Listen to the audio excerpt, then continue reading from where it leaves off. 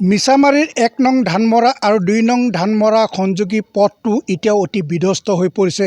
এই পথছোৱা অতি বিধ্বস্ত হোৱাৰ বাবে এতিয়া ইয়াৰে স্থানীয় ৰাইজে যাতায়াতৰ নামত ভুগিবলগীয়া হৈছে চৰম যন্ত্ৰণা।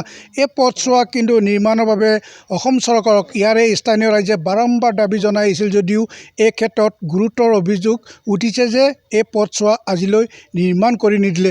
মই পথছোৱাৰ বিধ্বস্ত অংশটো মই প্ৰথমে ND24 দৰ্শক ৰাইজক দেখুৱাই লৈছোঁ। মোৰ সৈতে স্থানীয় ৰাইজ আছে, স্থানীয় ৰাইজৰ পৰা মই মতামত গ্ৰহণ কৰিম, কিন্তু তাৰ পূৰ্বে মই সেই দৃশ্যটো দেখুৱাই লৈছোঁ। এই পথছোৱা বৰ্তমানৰ সময়ত কিমান বিধ্বস্ত হৈ পৰিছে। এই পথছোৱা নিৰ্মাণৰ ক্ষেত্ৰত অসম চৰকাৰক ইয়াৰে স্থানীয় ৰাইজে দাবী জনাই আহিছিল যদিও এই ক্ষেত্ৰত কিন্তু গুৰুত্ব আৰোপ নকৰাৰ অভিযোগ উঠিছে। পথছোৱাৰে ইয়াৰে স্থানীয় ৰাইজ ছাত্ৰ ছাত্ৰীসকলে নিতৌ অহা যোৱা কৰে আৰু যাতায়াতৰ নামত ভুগিবলগীয়া হয় চৰম যন্ত্ৰণা।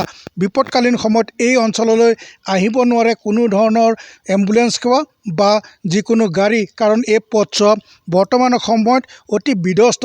এজাক বৰষুণতে ইয়াত পুখুৰী সদৃশ পৰিৱেশৰ সৃষ্টি হয়। মোৰ সৈতে স্থানীয় ৰাইজ আছে, মই স্থানীয় ৰাইজে পূৰ্বে এগৰাকী ছাত্ৰী আছে, মই ছাত্ৰীগৰাকীৰ পৰাই প্ৰথমে জানিব বিচাৰিম, তোমালোকে এই পথছোৱাৰে নিতৌ অহা যোৱা কৰা স্কুলত কিমান কষ্ট হয়? বহুত কষ্ট হয়। কি ক'ব চৰকাৰক? মামাক কওঁ যে এই ৰাস্তাটো বনাই দিয়ে।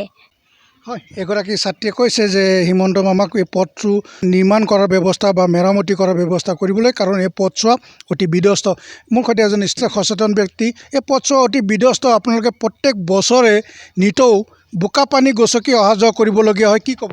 তাৰমানে ধৰক আমাৰ এই ১ নং ধানমৰাৰ পৰা ২ নং ধানমৰা যোৱা এই পথটো আজি বহুত বছৰ ধৰি তাৰমানে ধৰক যাতায়াতৰ বহুত অসুবিধা হয়। এইখন ৰাস্তা দি স্কুলৰ ছাত্ৰ ছাত্ৰী বহুত আপডাউন কৰে। বেছি বৰষুণ হৈ যোৱাৰ ফলত কোনোবা দিনত তাৰমানে ধৰক ছাত্ৰ ছাত্ৰী পৰি যোৱা বা বোকা চোকা লগাৰ পিছত ধৰক স্কুলত যোৱাও বন্ধ হৈ যায়। এইখন ৰাস্তাটো মেৰামতি কৰাৰ কাৰণে আমি বহুত আবেদন কৰি আছোঁ আৰু বহুত জনাইছোঁ। এতিয়া আমি চৰকাৰক কওঁ যে আমাৰ এইখন ৰাস্তা যদি মেৰামতি কৰি দিয়ে, আমাৰ এইখন অঞ্চলৰ ৰাইজৰ বহুত ভাল এটা সুবিধা হ'ব আৰু স্কুলীয়া পোৱালীহঁতৰ ছাত্ৰ ছাত্ৰীহঁতৰো বহুত এটা ভাল হয়। ইমানখিনি কওঁ যে এইখন ৰাস্তা আমাৰ চৰকাৰে যাতে সোনকালে বনাই দিয়ে, তাকেই কামনা কৰিছোঁ। কি ক'ব? এইটো ৰাস্তাটো মামাক আহ্বান কৰোঁ যে বোলে আমাৰ ১ নং ২ নং ধানমৰাৰ ছাত্ৰ ছাত্ৰী অহা যোৱা কৰে, বহুত কষ্ট পায়। এইটোৰ কাৰণে মামাক আহ্বান কৰোঁ যে এইটো ৰাস্তাটোতো বনাই দিয়ে আমাক। অতি বিধ্বস্ত পথ হয়, বৰষুণ হ'লে ৰাস্তাটো বেয়া, আকৌ বেয়া হৈ যাব নোৱাৰিব, বুজিছে? সেইকাৰণে মামাক আহ্বান কৰোঁ যে বোলে এইটো ৰাস্তাটো আমাক সোনকালে যাতে বনাই দিয়ে। হয়, মই পথছোৱাৰ পুনৰ দৃশ্যটো দেখুৱাই লৈছোঁ।